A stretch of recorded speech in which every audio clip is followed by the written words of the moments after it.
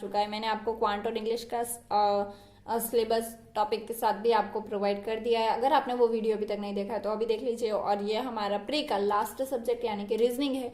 आज मैं आपको इसके बारे में बताने वाली हूँ। वैसे कि रीजनिंग देखा जाए तो काफ़ी ईजी होता है कंपेरेटिवली क्वांट्स और इंग्लिश के। तो ये तो एसबीआई क्लर्क है, इसमें काफ़ी बच्चे रीजनिंग में 35 आउट ऑफ 35 स्कोर करते हैं। तो रीजनिंग का सिलेबस सबसे पहले आपको पता होना चाहिए। तो चलिए शुरू करते हैं। सबसे पहले हम रीजनिंग को दो पार्ट में डिवाइड कर सकते हैं। एक तो रीजनिंग में आती है पजल्स, जो कि भर भर के आती है। हम कह सकते हैं 15 से 20 नंबर की। क्लर्क में, एसबीआई क्लर्क में 15 से 20 नंबर की पजल्स आएगी, यानी कि 3 से 4 पजल हमें डायरेक्ट देखने को मिलेगी। और दूसरे टॉपिक है ये बाकी के, ये भी 15 से 20 मार्क्स के आ सकते हैं। अगर ये 15 पजल्स आई तो 20 मार्क्स का मिसलेनियस। अदर टॉपिक्स अगर 20 मार्क्स की आई तो ये ऐसे करके हमारा फुल 35 मार्क्स का पेपर आता है। और हमें 20 मिनट्स में सोल्व करना रहता है। और काफ़ी बच्चे 18 मिनट्स में भी रीजनिंग का पेपर सॉल्व कर लेते हैं। तो चलिए वो कैसे करते हैं। अब मैं आपको सबसे पहले आपको पूरा सिलेबस पता होना चाहिए, इसलिए सबसे पहले हम चलते हैं पजल्स। तो कौन कौन से टाइप्स की पजल होती है सबसे पहले ये जानते हैं। अब मैं बताती हूँ कि पजल्स कौन कौन से टाइप की हमारे बैंकिंग एग्जाम्स के लिए इंपॉर्टेंट है। सबसे पहले आती है सिटिंग अरेंजमेंट। सिटिंग अरेंजमेंट में दो टाइप के होते हैं, एक लीनियर एंड एक सर्कुलर।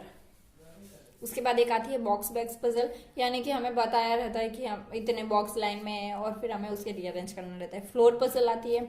उसके बाद एक स्क्वायर बेस पजल आती है।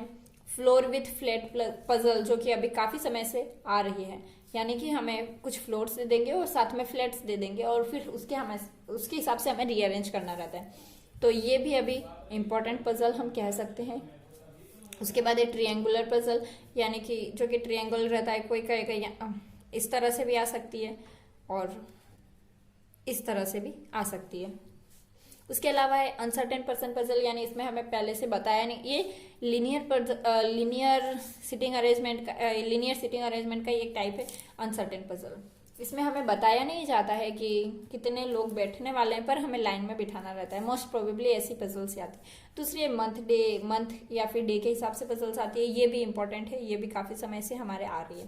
उसके बाद टेबुलर पजल्स है और मिक्स्ड पजल जो कि हमारे लिए मेंस में देखने को मिलती है। प्री में ये है बहुत कम देखने को मिलती है। लेकिन मैंने आपको मेंस की पजल्स भी इसलिए बताई क्योंकि हमें प्री प्लस मेंस की तैयारी स्टार्टिंग से ही करना है। तो अगर हम प्री के पीछे रहे तो मेंस ना छूट जाए, इसलिए मैंने आपको ये भी बताया। अब चलिए, अब मैं आपको बताती हूँ कि रीजनिंग के अदर टॉपिक्स कौन से हैं। रीजनिंग के अदर टॉपिक्स में है कोडिंग डिकोडिंग, जो कि बहुत ही इजी है। अगर आप बिगनर है तो आप इसका एक बार वीडियो देख लीजिए और उसके बाद कम से कम 100 क्वेश्चन या फिर 100 क्वेश्चन 50 to 100 क्वेश्चन इसके एक बार बैठ के लगा दीजिए। आपको जिंदगी में कभी भी दोबारा इसको उठा के देखने की जरूरत नहीं पड़ेगी। दूसरा है डायरेक्शन सेंस। अगर आप बिगनर है या नहीं है, आपको सबसे पहले 50 to 100 क्वेश्चन इसके भी एक बार लगा ही लेना है। अल्फा न्यूमेरिक सीरीज, इसके तो आप सिर्फ 50 क्वेश्चन अगर करेंगे तो भी आपको अच्छे से आ जाएगा। उसके अलावा है ब्लड रिलेशन, जो कि मोस्ट इंपॉर्टेंट टॉपिक है। ब्लड रिलेशन लगभग हर एग्जाम्स में आता ही आता है। इसके आपको कम से कम 100 क्वेश्चंस कर लेना है, वो भी अलग अलग डिफरेंट पैटर्न के। ब्लड रिलेशंस कई टाइप के आते हैं और उसमें भी अगर आप डिफरेंट पैटर्न के 100 क्वेश्चंस कर लेते हैं तो ये आपके लिए बहुत ही हेल्पफुल रहेगा। क्योंकि अभी ब्लड रिलेशंस में हमें ब्लड रिलेशन भी बनाना रहता है कि जो भी है ब्लड रिलेशन बनाने के बाद उसको सिटिंग भी करवाना पड़ती है।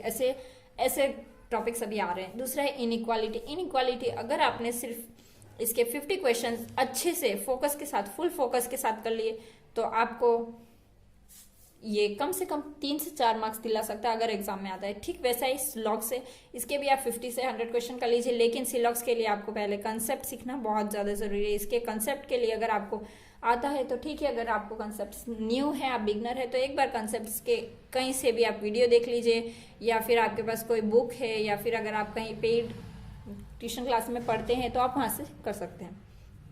उसके बाद है डेटा सफिशिएंसी।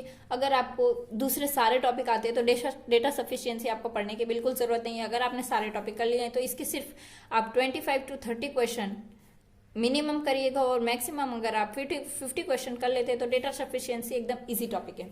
उसके बाद है वर्ड बेस्ड प्रॉब्लम्स। इसके सिर्फ 1 या 2 नंबर के क्वेश्चन आते हैं, 1 या 2 मार्क्स के क्वेश्चन आते हैं, और जो कि ये क्वेश्चन डिपेंड करते हैं हमारी इंग्लिश कितनी स्ट्रांग है। अगर आपकी इंग्लिश अच्छी है तो ये आप आसानी से कर सकते हैं। उसके बाद नेक्स्ट है इनपुट एंड आउटपुट, जो कि अभी खास तौर से मेंस में पूछा जाता है, लेकिन SBI है तो हम कुछ कह नहीं सकते। अगर प्री में आ गया तो हमें आना चाहिए, इसलिए मैंने आपको ये भी बता दिया है। आपको बस इन सभी टॉपिक्स को, इतने से टॉपिक्स अगर आप रीजनिंग में कर लेते हैं तो आप रीजनिंग में आराम से 35 आउट ऑफ 35 स्कोर कर सकते हैं। अब आपको नेक्स्ट वीडियो किस टॉपिक पर चाहिए आप मुझे कमेंट में बता सकते हैं, और अपने फ्रेंड्स को भी ये वीडियो शेयर कर दीजिएगा। Thank you.